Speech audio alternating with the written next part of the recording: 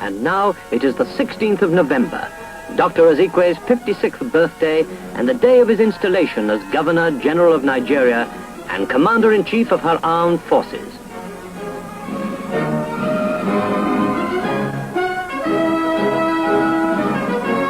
Chief Awolowo is among the many who have come from all parts of the Federation to honor Zeke on this day of days.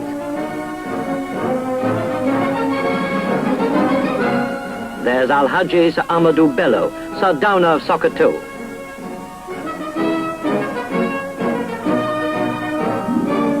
Premiers, federal ministers and high government officials come to take their places in the specially constructed pavilion.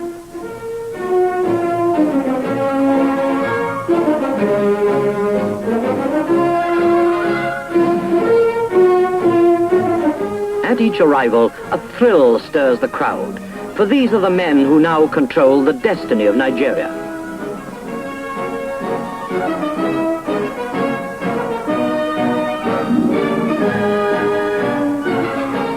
There is, of course, a particular welcome for Alhaji Sir Abubakar, to whom, in his office as Prime Minister, fell the responsibility of recommending to Her Majesty the Queen the appointment of Dr. Azikiwe.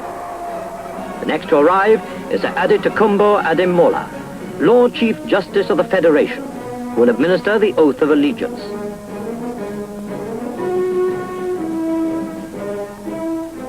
And as the cries of "Zeke, Zeke" ring around Tafawa Balewa Square, the man himself arrives.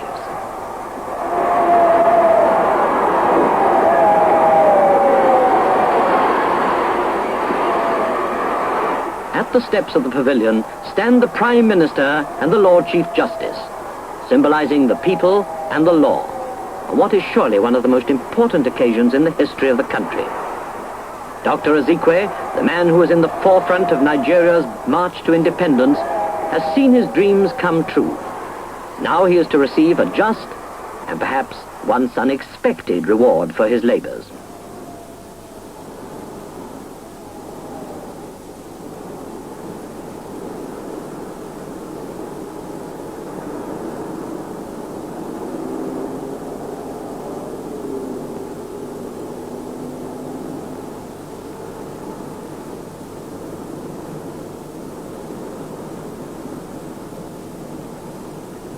The vast crowds which fill the stands are hushed.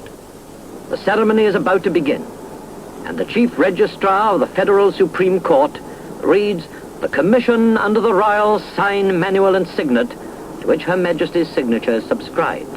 We do by this our commission under sign, manual and signet appoint you, the said Nnamdi Azikiwe, to be during our pleasure our Governor General and Commander-in-Chief of the Federation of Nigeria, with all the powers, rights, privileges appertaining. The oath of allegiance follows.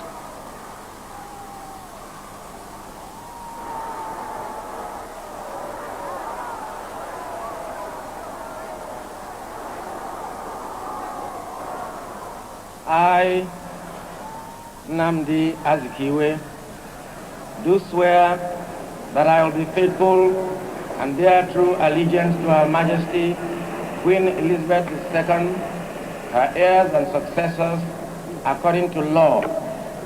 So help me God.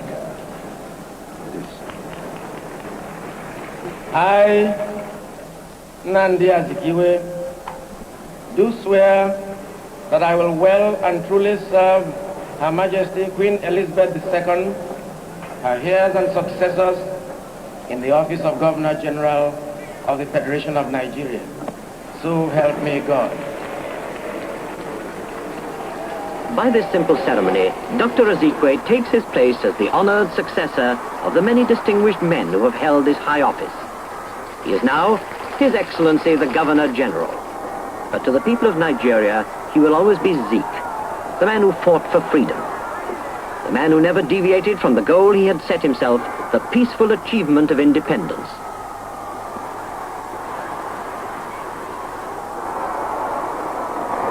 He moves to the steps of the pavilion to see his own personal standard broken for the first time.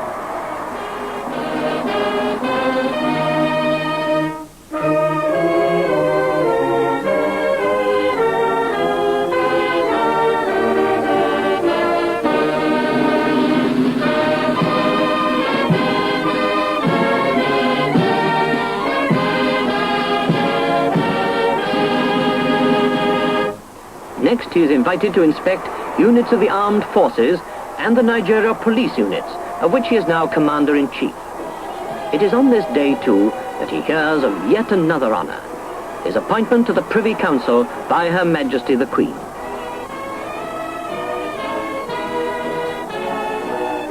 The inspection over, he returns to the dais to deliver his inaugural address.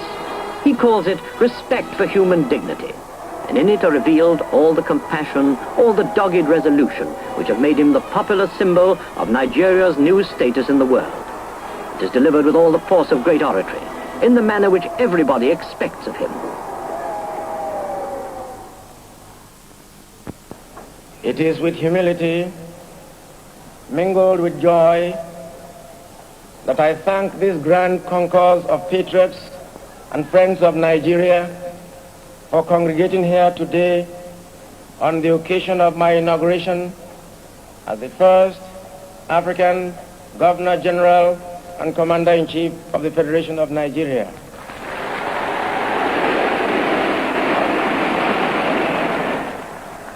I was appointed to this post of high honor by Her Majesty Queen Elizabeth II on the advice of the Prime Minister of Nigeria to succeed my predecessor in office, that accomplished colonial administrator, Sir James Robertson, GCMG, GCVO, KBE.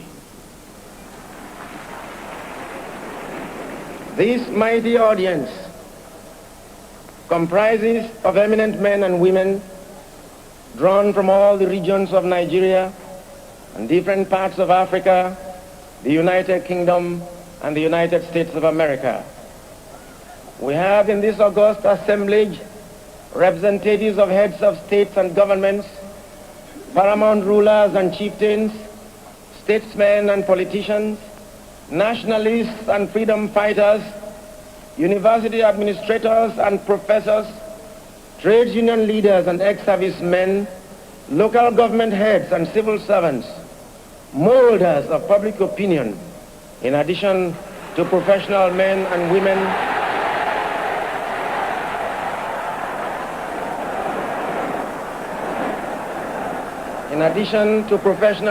women, in different walks of life, including a select group of invitees who represent various organizations which are interested in Africa and in the orderly progress of our country towards national autonomy.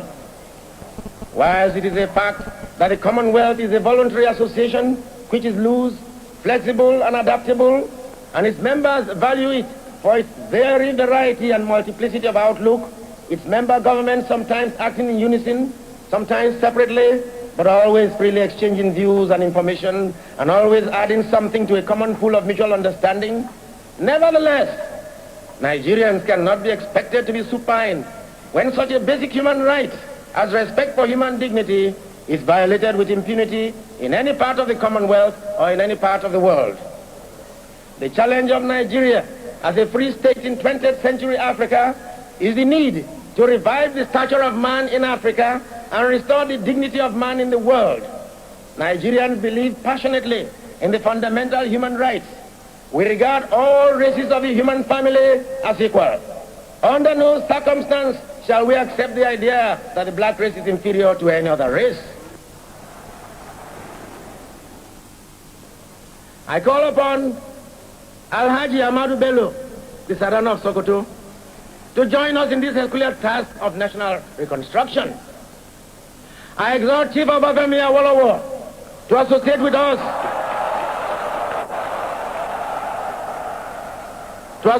us, in this great adventure of restoring the dignity of man in the world. There are many leaders who can give active support and assistance to a nation at its supreme hour of need. Chief Samuel Ladoke Akintola, Dr. Michael Ihanukara Okpara, and Samuel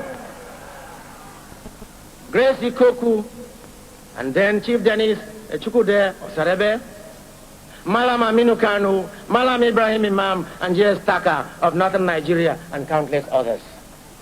I appeal to all our leaders, far and near, to forget the wounds which were inflicted in cause of our internecine altercations. The love of our country should outweigh the love of our petty selves. The enjoyment of individual freedom under the law should mean more to us than our self-centered party programs and manifestos. Common dangers and common enemies alert us on the need for common security. The British came here in 1851, and found us hopelessly divided in tribal compartments. When Britain transferred power to us on 1st October 1960, we were no longer an expression of geography, but a reality of history. During all our years of political vassalage, we became socially and economically integrated. We have also developed an identity of interest, and we have crystallized common nationality. The process of political integration reached its zenith at midnight on 30th September 1960, when we lastly sang our national anthem and our national flag was hoisted aloft to signal the birth of a new nation. Come and join Abubakar with me, Sardauna, Awolowo, Akitola, Osarebe, Okpara, Ikoku, Aminu Kano, Ibrahim Imam, and Taka. Let us bind the nation's wound and let us heal the breaches of the past, so that in forging our nation, there shall emerge on this continent a hate-free, fear-free, and greed-free people who shall be in the vanguard of a world task force whose assignment is not only to revive the stature of man in Africa, but to restore the dignity of man in the world. The independence of Nigeria was doggedly fought and dearly won. During our protracted battles, some of our heroes and heroines fell by the wayside. Some went the way of all flesh. Some paid with their lives. Some were incarcerated. Some lost their jobs. Some sacrificed their fortunes. Some were ostracized, while some were victimized and made to suffer indignity because they dared to demand freedom for Nigeria in our lifetime. Therefore, we must jealously guard our freedom with our lives if need be. I have made up my mind to do all that lies in my power, so that our newly won freedom shall endure. All that remains for us to do now is for our leaders and their followers to demonstrate that spiritual resilience which had enabled us to survive the onslaught of the past. With faith in the eventual success of our adventure in the Committee of Nations, we can look forward to the morrow with hope and charity for our fellow man, knowing that the task has been well done and that prospects of a future are bright. The inaugural speech had made a deep impression on all who heard it by its simple, straightforward appeal. The occasion ends with a march past by the Army, the Navy, and the police.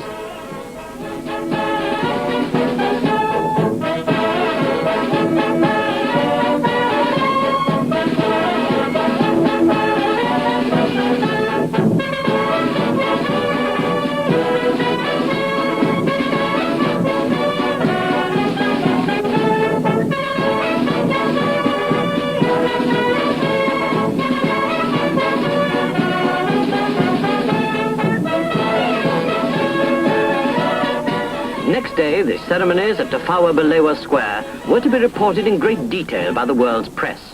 For the second time in less than 2 months, Nigeria is in the news. And this time, all the attention is focused on the Queen's personal representative in the Federation, His Excellency, the Governor-General.